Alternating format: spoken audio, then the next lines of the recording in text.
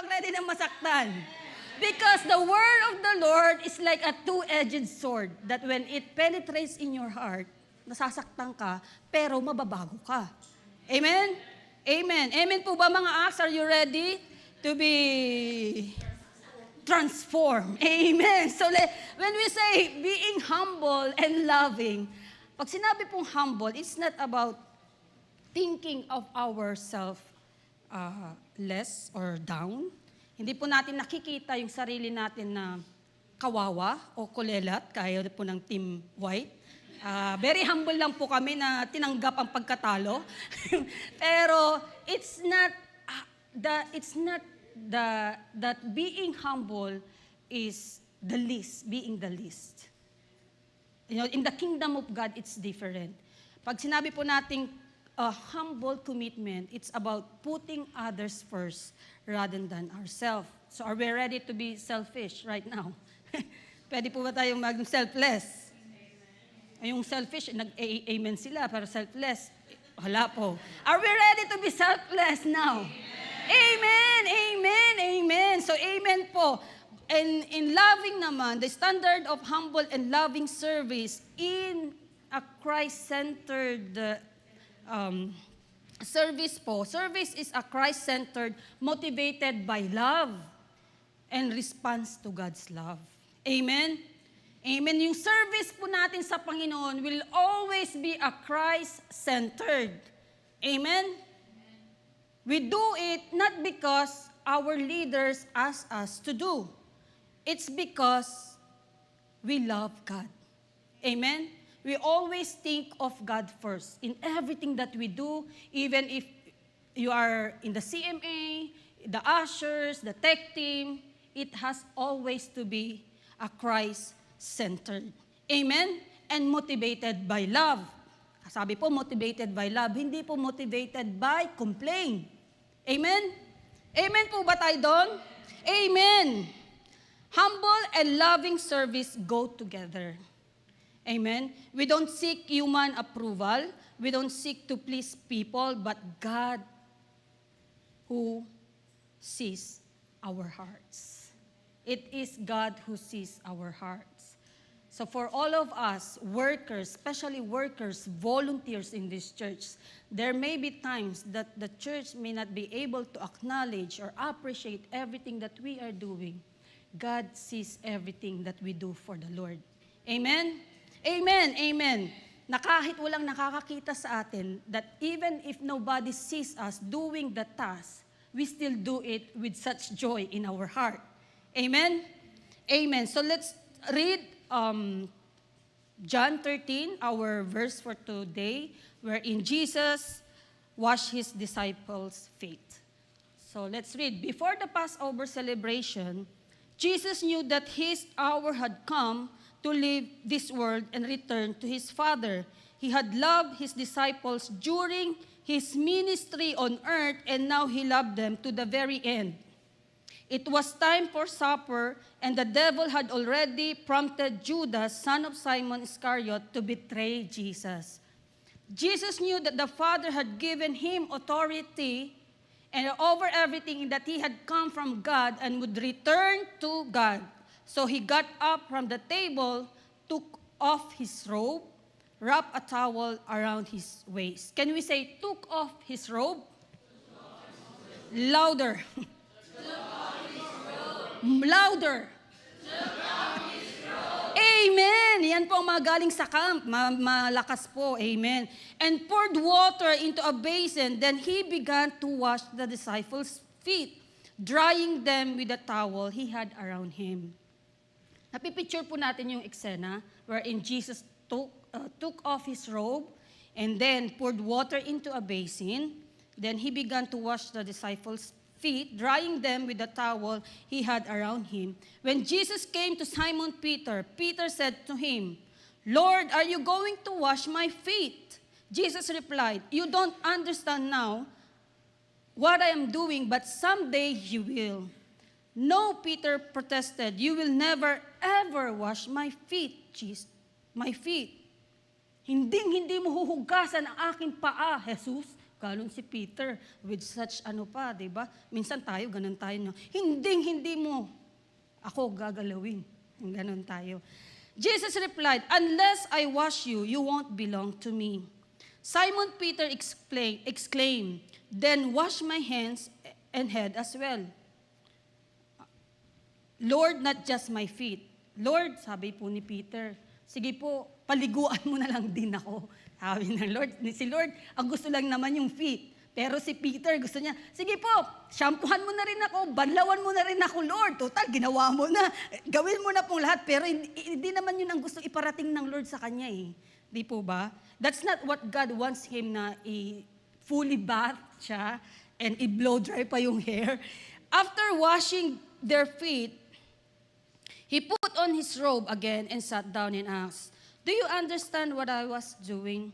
You call me teacher and Lord, and you are right, because that's what I am.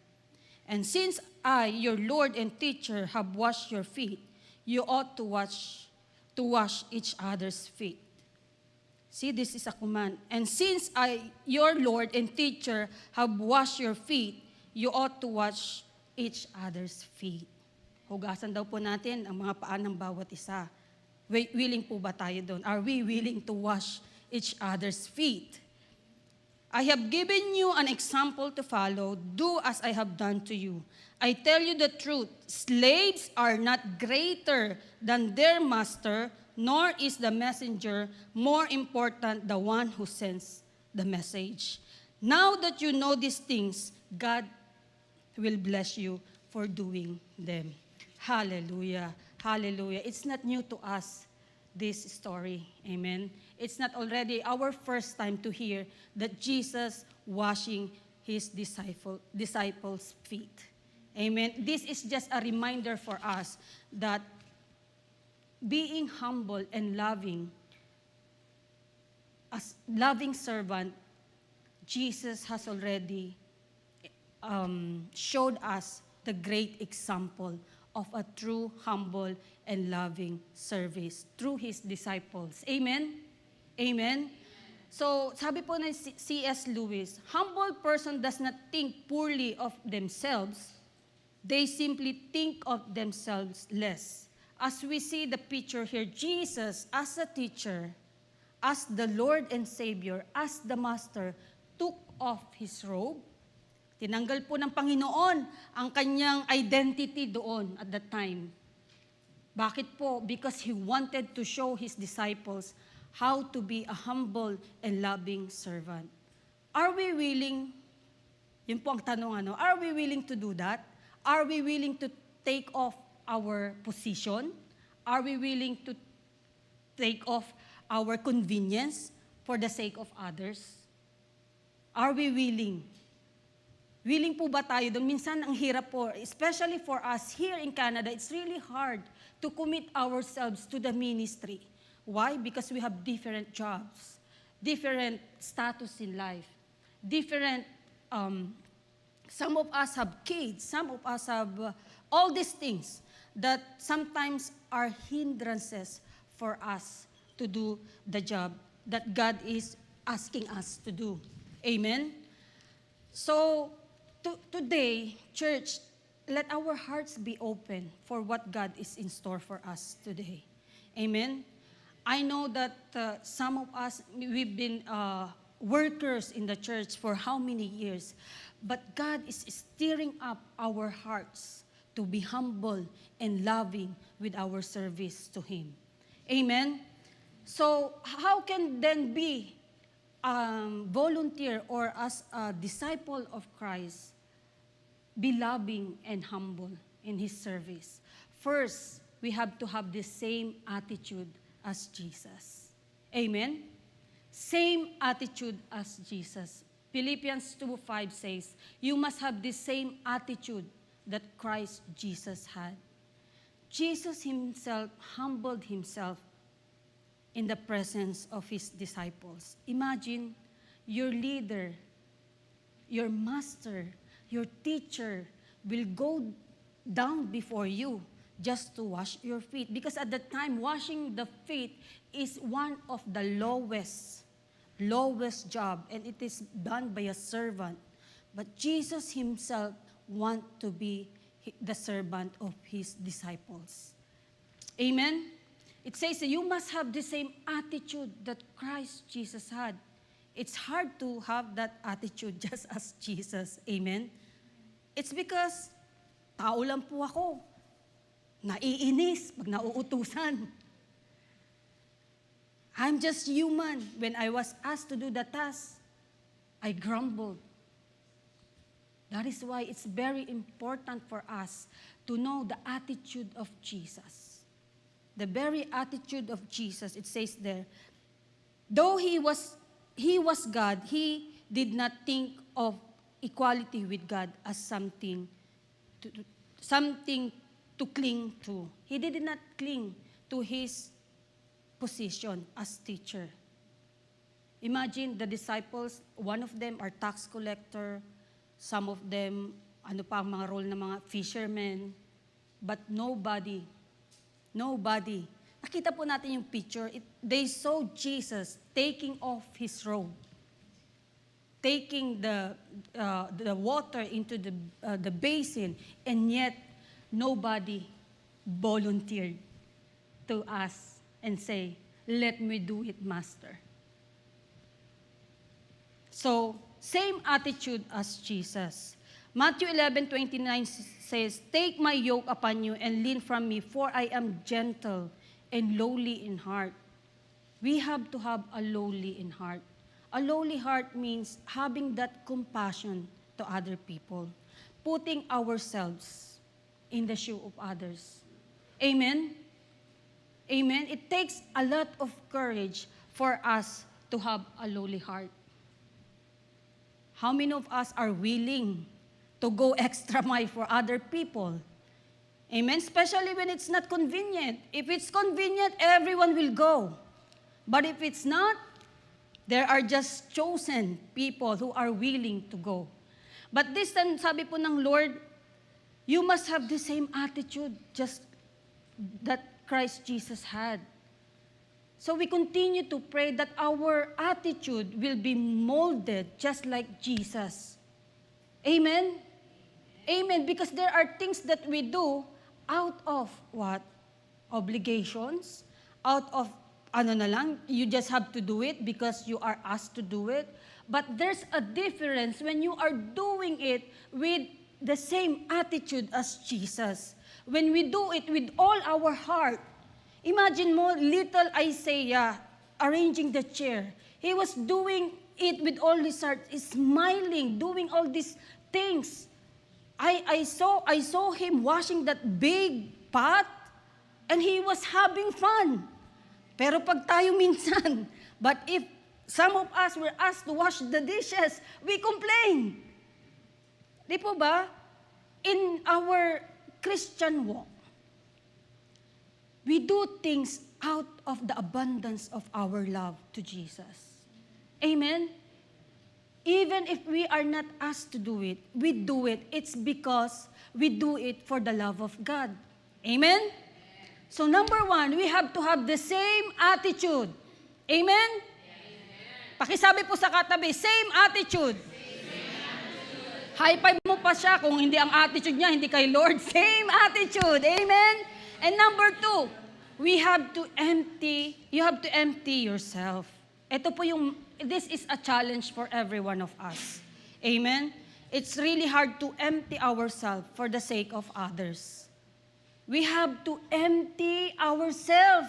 We don't think of our position anymore. If you're in your secular job, you're a dentist, you're a doctor, you're a manager, you're a nanny, you're a caregiver, but in the kingdom of God, you have to empty yourself and humble enough to do the task that God wants us to do.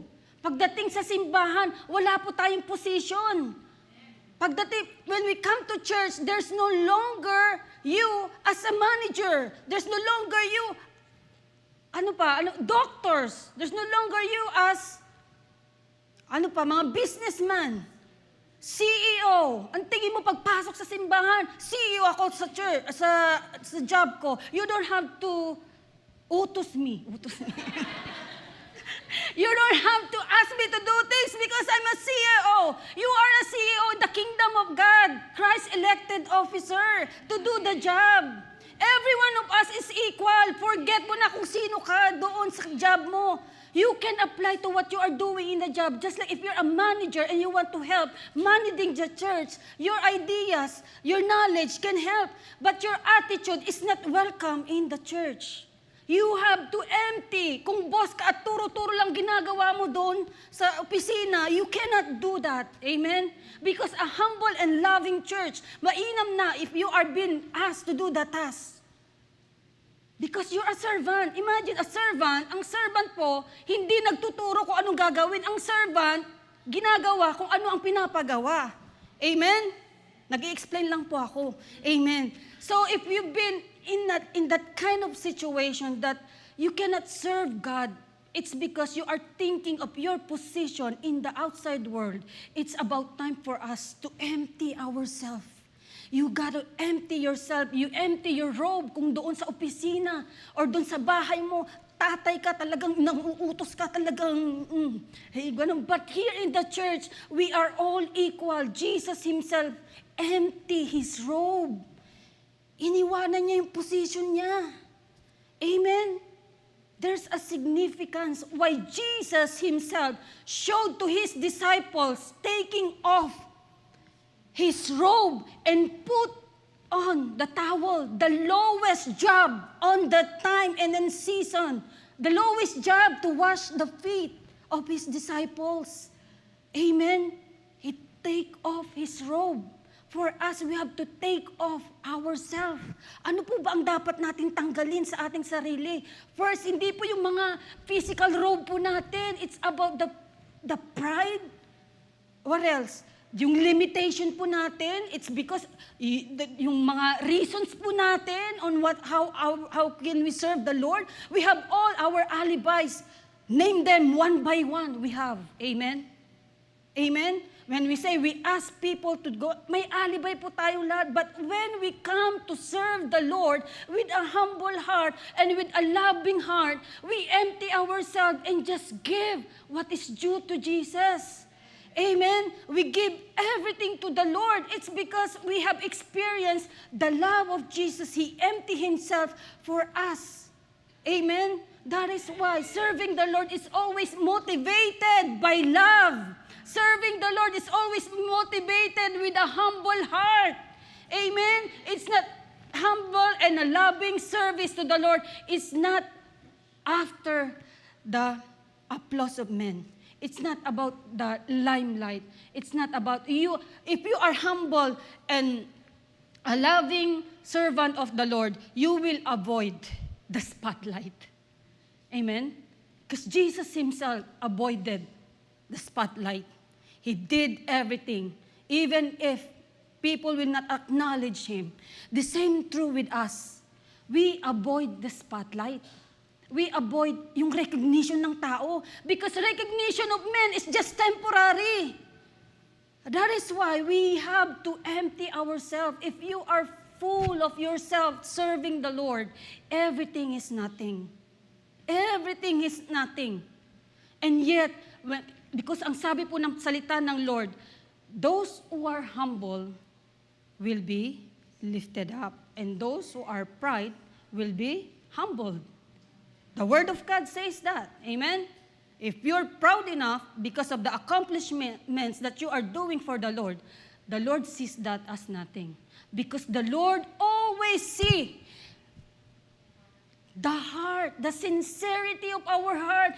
Kahit tagalinis ka lang ng washroom, kahit taga-arrange ka lang ng upuan, even if the least that you can do for the kingdom of God, the Lord sees the sincerity of your heart.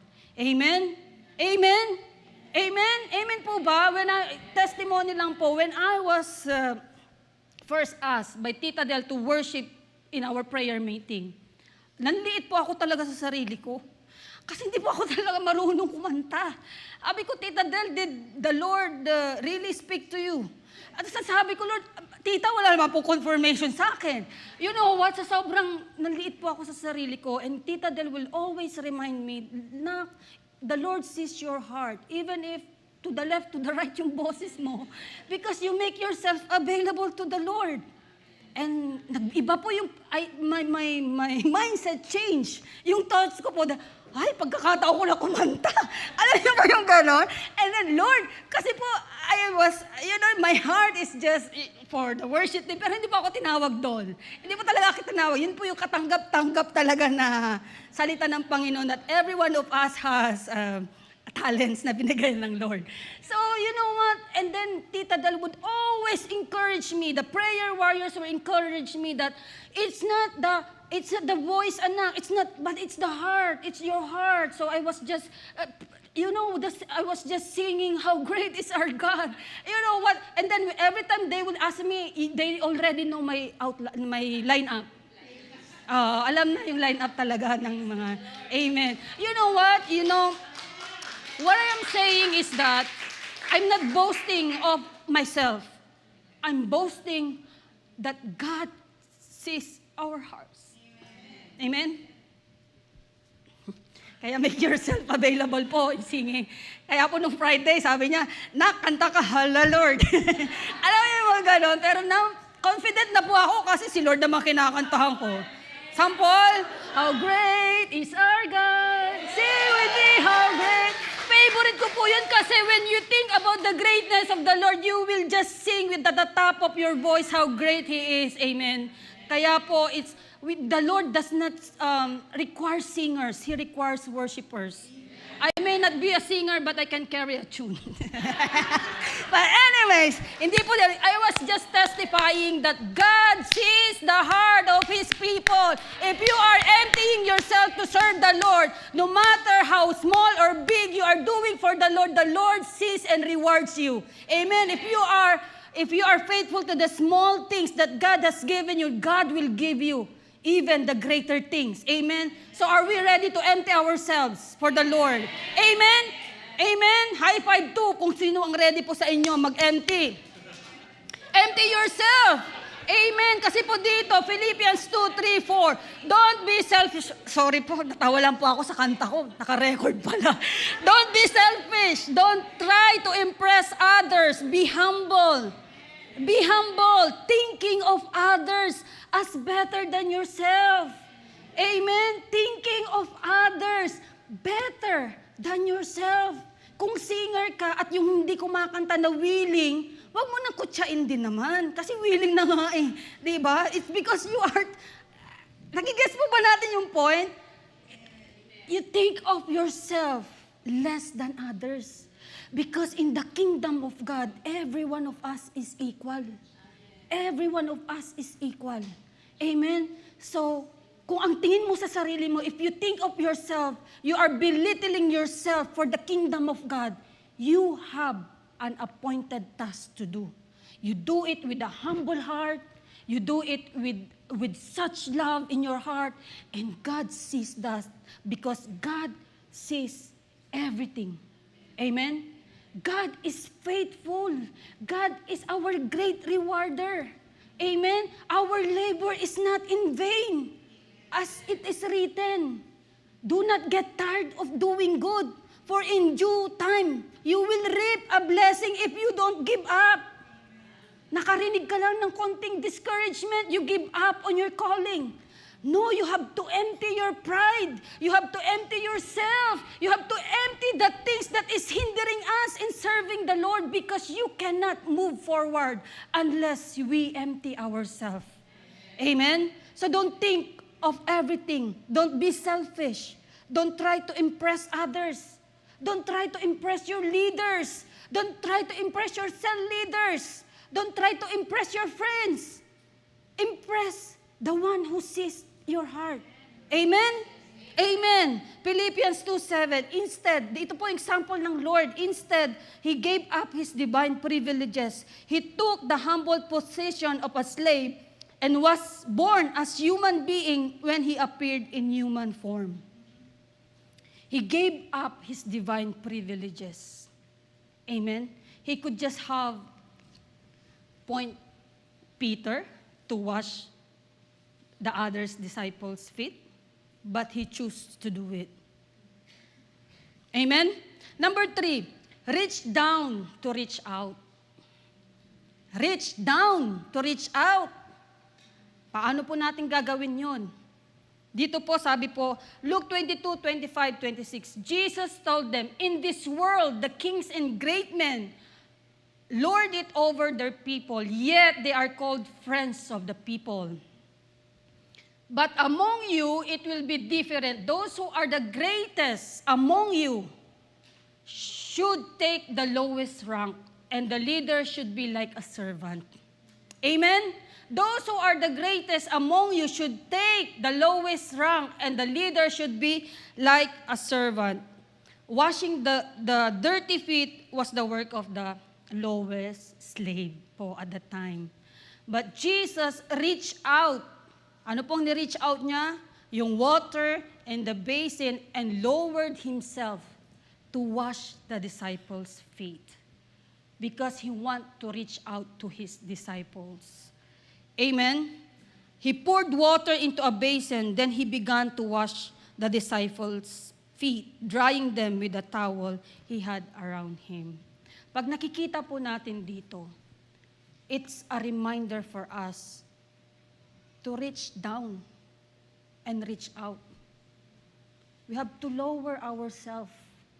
As we empty ourselves, nakikalimutan po natin we forget our position, we forget who we are.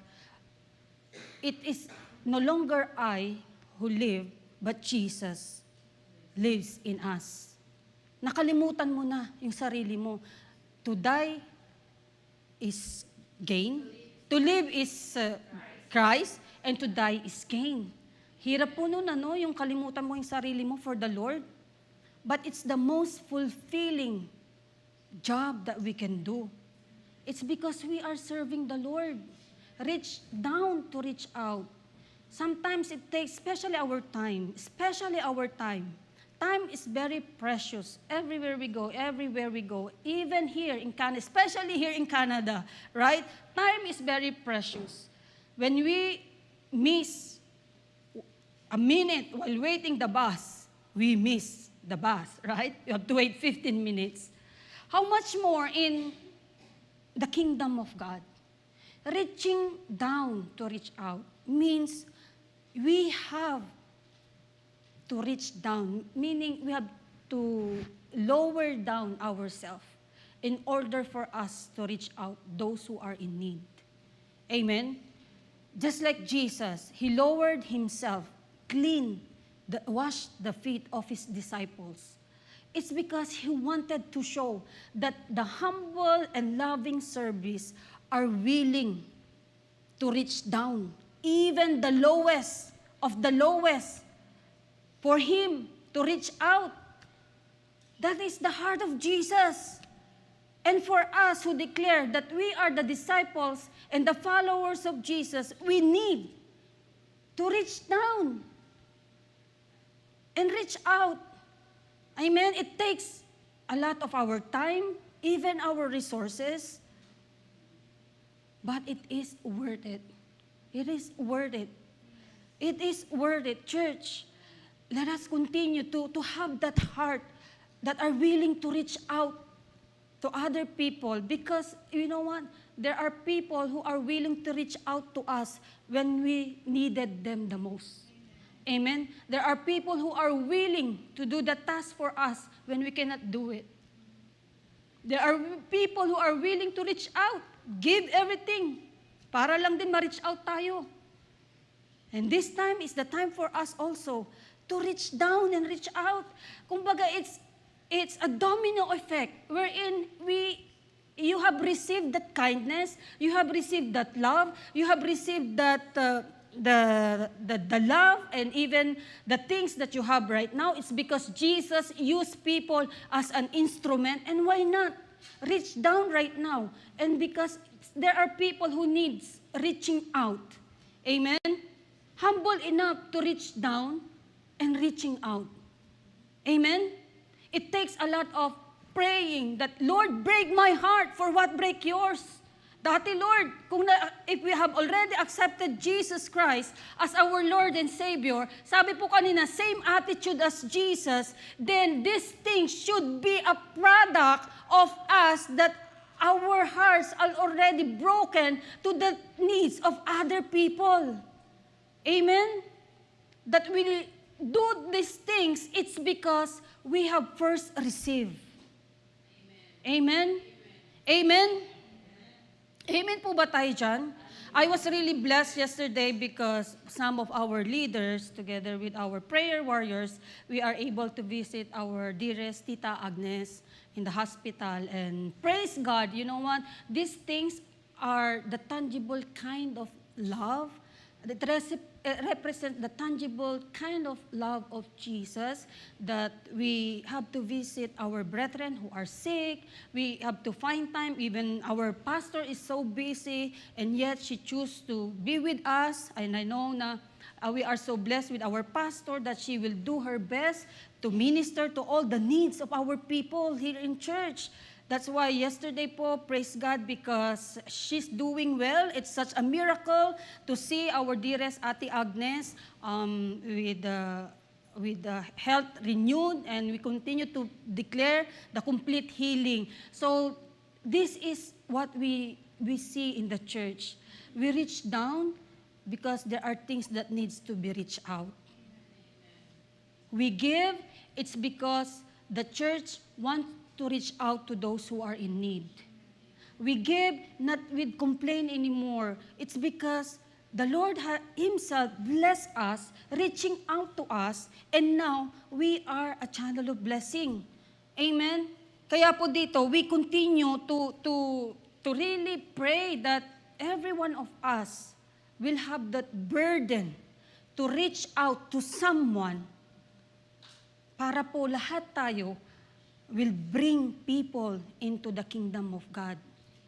One person, imagine po kung one person dito sa church, Sunday after Sunday, will bring someone that they reach out, the church will be filled with people.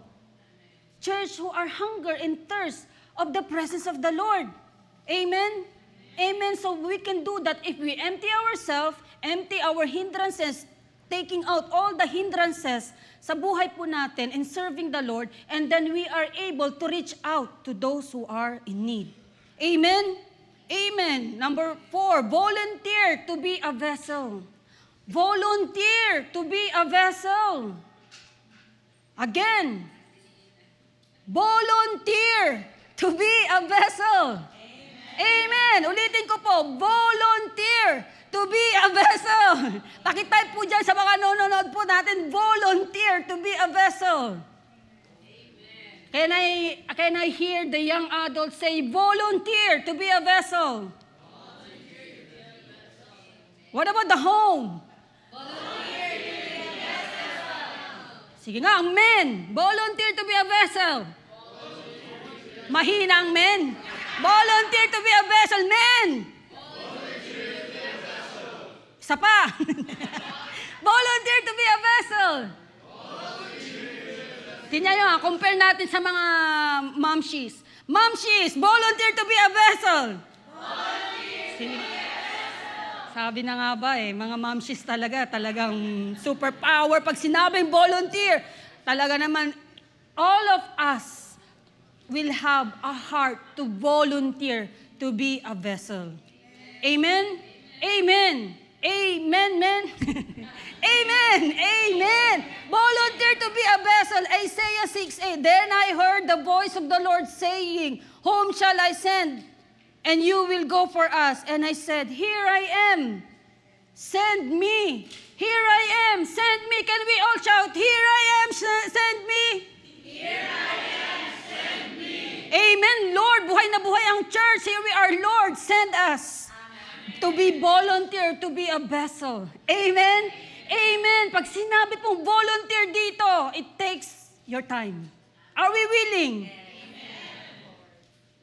Amen. Amen. Amen po. Volunteer to be a vessel. Being a vessel, we have to recognize that we are an empty vessel. Empty vessel ka bago ka mag-volunteer. so that the Lord will fill you up to the overflow. So you are a vessel that is overflowing. Amen? Overflowing with humbleness, with love, with care, with patience. Being a volunteer takes a lot of patience. Amen? Hindi ka lang volunteer kung convenient sa'yo. Okay po, madali lang po mag-volunteer, malapit lang po sa akin. Paano po pag sa Oshawa ang volunteer po natin? 1, 2, or 3 are willing? Hallelujah. Praise God po dito. Buong church talaga naman volunteer lahat. Amen. Amen. That is why volunteer. Then sabi po ni Isaiah, when Jesus, when he heard the voice of the Lord saying, whom shall I send? And who will go for us? And I said, here I am, Lord. Send me. Here I am, Lord. Send me. Whom shall I send to pray for the sick? Here I am, Lord, send me. Whom shall I send to feed the hungry? Here I am, Lord, send me. If you are not able to go to the missions, you are able to help, volunteer, give to the missions. Here I am, Lord. Here is my resources, Lord. Here is my time, Lord. Or are we that volunteer who would just say, oh, I can't come kasi meron na akong gagawin. Maglalaba pa ako. Mga dahilan po natin. But you know what? A humble and a loving service would always say, send me, Lord. Send me, Lord. Send me, Lord. Send me, Lord. Send me, Lord. Here I am, Lord. Use me. Use me, Lord. Use me, Lord. You know my limitation, Lord God. I am limited, but Lord, I am willing to be used for your kingdom, Lord. Lord, you know me, Lord God, in my secret place. You know, oh Lord God,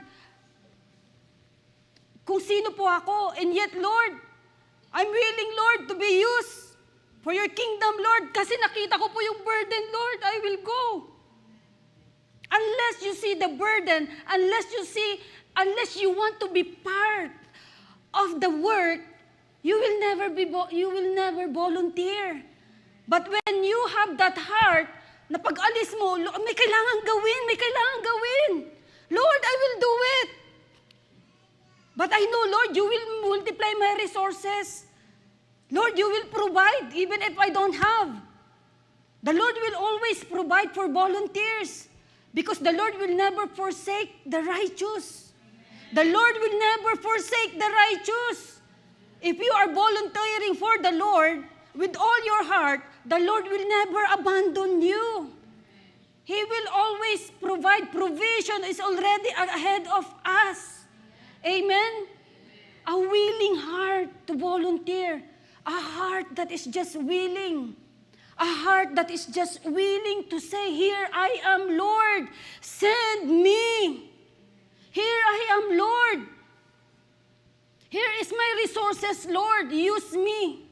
Use it, Lord, for the furtherance of your kingdom. A volunteer is selfless. A volunteer will just go where God wants her to go. A volunteer have a heart, a big heart for the work that needs to be done. Amen. One of our brethren here would always ask people na ida-drop off po niya kahit saan. From north, east to west, kahit wala po siya sa way, they would always, their couple, and they would always say, do you have a ride? Okay, I'll drop you off. Pero ida-drop off niya from east, tapos yung isa sa north, tapos yung isa sa south. It's because they see the need, the burden. Pero wag po tayo yung, magpapahatid yan, alis na ako. Alis na ako kasi dyan na siya magpapahatid. Our attitude should not be like that. Our attitude should always volunteer. We always see the need of other people. We always, kahit inconvenient sa atin, it's because it's for the Lord. Amen? Kahit i-sacrifice mo yung para sa sarili mo, it's because Jesus Himself sacrificed for you and for me. Kaya yung motivation po natin in volunteering is not about our leaders. It's not about the position. It's not because you want na ma-promote ka sa kingdom of God. Hayaan mo si Lord ang mag-promote sa'yo. Hayaan mo si Lord ang gumawa ng paraan. Mag-volunteer ka ngayon bilang ushers, and then one day, preacher ka na. Kasi nakikita ng Lord yun. Because the Lord sees everything. That is why we volunteer to be a vessel, an empty vessel. It's because there's a difference. We see this one. We can volunteer to boast. But as children of God, we volunteer. It's because we do it for the love of God. Amen? Amen. So, pakisabi sa sarili natin, Lord, send me. Hindi na po sa katabi, wag na tayong tumingin sa katabi natin. Tayo na mismo kasi ang sabi po dito, sabi po na Isaiah, whom shall I send? Here I am. Isaiah did not say, here she is, Lord, send her. Here he is, Lord, send him. No, here I am, Lord, send me. Here I am, Lord, send me. Here they are, Lord, send them. Hindi. That's not the reply of Isaiah. Di ba? Tayo. Kasi makaturo sa katabi naman si Ed. Ay, si Ed talaga nakita ko, no?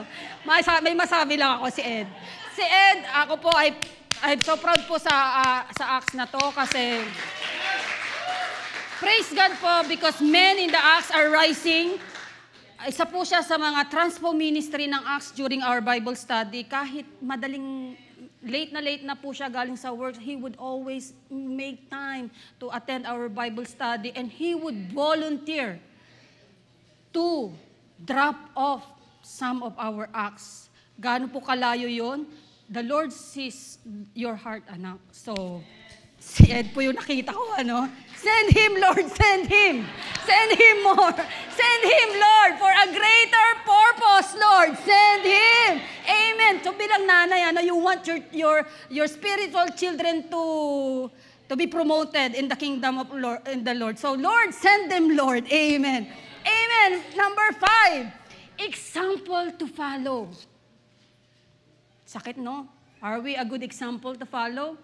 Or expo tayo doon. Example to follow. Because Jesus said, I have given you an example to follow. Do as I have done to you. Do as have I done to you. Jesus demonstrated how to be a humble and loving servant to His disciples. He took off His robe.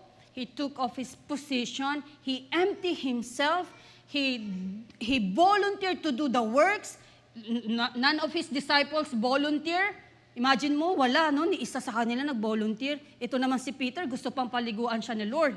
And yet, pwede naman niyang sabihin, Lord, can I just do the job? Can I just do the job, Lord? Kasi Lord ka eh. You don't do that, Lord, because you're God. But Jesus wanted to show His disciples that even before you go and minister to my people, you yourself has experienced and seen with your very own eyes how your master do all this job.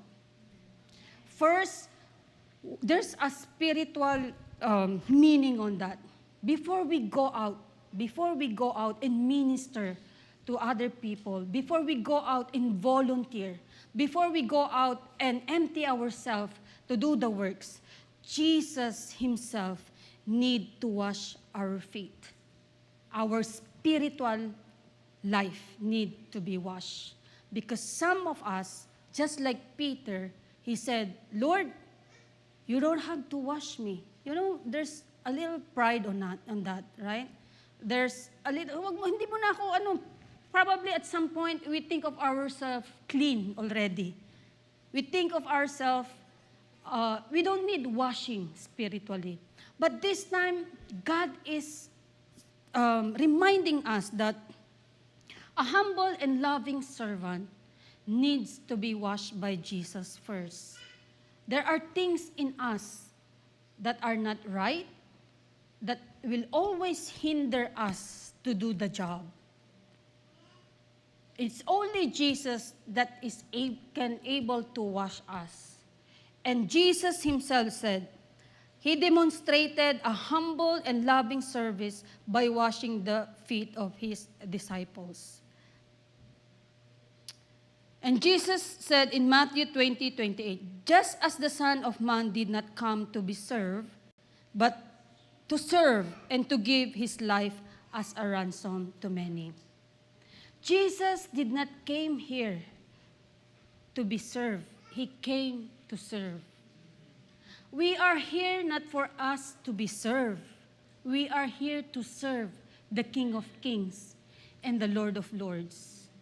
It's about time for us to be reminded that we need to have the same attitude as Jesus. We need to empty ourselves in order for us to do the jobs. We have to empty ourselves from pride. We have to empty ourselves from our self-righteousness. We have to empty ourselves with the things that continually hindering us in giving the best for Jesus. Amen? We have to be a volunteer. We have to reach down in order for us to reach out. Ibig sabihin, we have to humble ourselves in order for us to reach out to other people.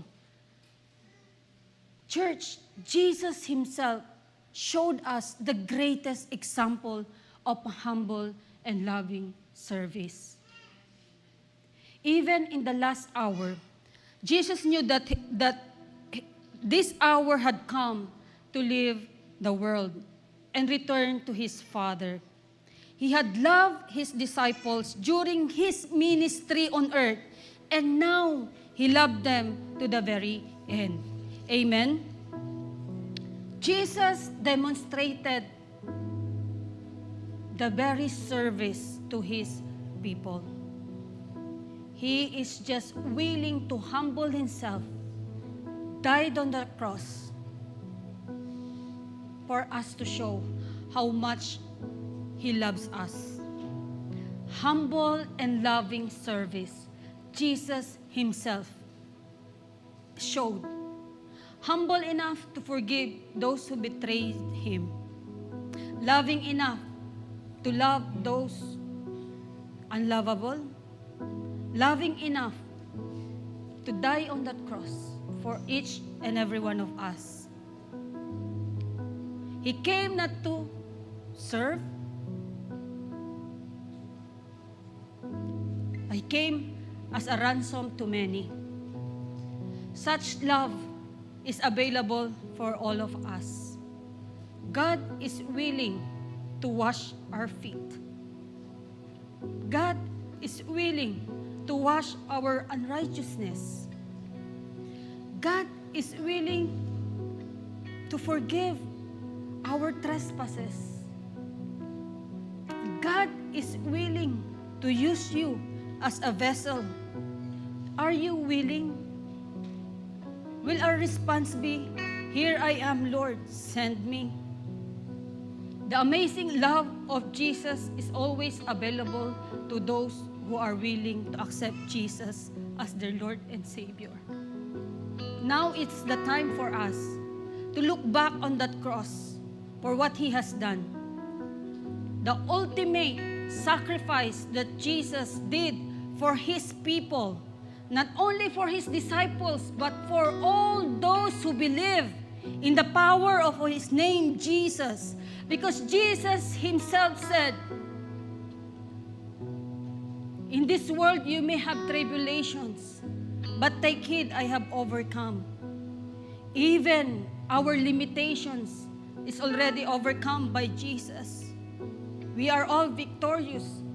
Jesus wants His people to serve just like Him, to have a heart just like Jesus, a heart that is just willing,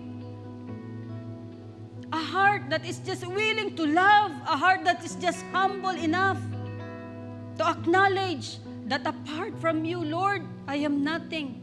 But with you, Lord, I can do everything. But with you, Lord, I can do everything. Our dependency on the Lord is always important. So let's go back to that love that God has poured out on that cross for His people, because He was willing to die on the cross for you and for me. A loving service. How much more for us who receive the love already? We cannot give what we don't have. If Jesus is not in our hearts, we are not even able to be a volunteer, to be a vessel. If Jesus is not in our hearts, we are not even have the courage to reach down and reach out to those who are in need. If Jesus is not in our hearts.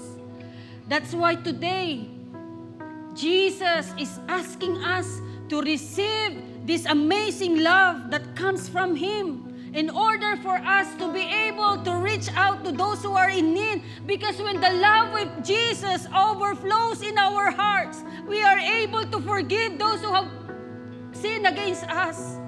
We are able to love those who don't love us. We are able to give if the love of Jesus overflows in our hearts. If Jesus is not residing in your heart, you are not able to serve with such a humble and loving service. So today, church, let us continue to focus our eyes right now on Jesus, the very example of a servant who is loving, who is humble. And even right now, church, we surrender our hearts to Jesus. We surrender ourselves to Jesus. We surrender everything to Jesus. We surrender everything to Jesus. Even the hindrances, even the things that does not come from Him, we surrender. Even, Lord, especially our hearts right now, God. You see the condition of the heart of your people, oh Lord God.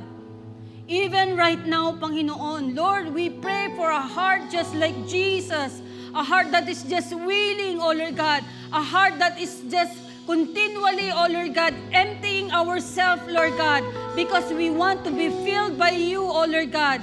Lord, we pray for a heart that is just willing to volunteer, to be a vessel, oh Lord God. A heart that is just willing to say, here I am, Lord, send me, oh Lord God. Here I am, Lord, send me, oh Lord God. And even, Lord, a heart that is just humble, oh Lord God, willing, oh Lord God, to love those who are unlovable, oh Lord God. Because, Jesus, you have first loved us, oh Lord God. A heart that is just willing to forgive, oh Lord God. A heart that is just willing, oh Lord God. Even right now, Panginoon, break our hearts, oh Lord God, for what breaks yours, oh Lord God. And Father, oh Lord, we thank you. We thank you, oh Lord God, for reminding us, oh Lord God, that you have loved us before and you have loved us even now, oh Lord God. That you have, Lord, even sacrificed your life for us, oh Lord. You died on that cross, oh God, for us to have a life that is just, Lord, victorious, oh God. A life, oh Lord God. And it's just a reminder, oh Lord God, how much you love us. How much you demonstrated your love for us, oh Lord God. And so we your people, oh Lord God, let us be, oh Lord God, a vessel of your love, oh Lord God, so that people may know, oh Lord, that truly, oh Lord God, we are your disciples. We are your servants, oh Lord God. So Lord, we pray, oh Lord God, let the love overflow in our hearts, oh Lord God. Let the humble heart, oh Lord, continue, Panginoon, to overflow in our heart. For we know, oh Lord God, that you, Jesus, will reign, oh Lord God, in our heart, oh Lord God, so that your name will be known to many, oh Lord. In Jesus' name, amen and amen. Hallelujah.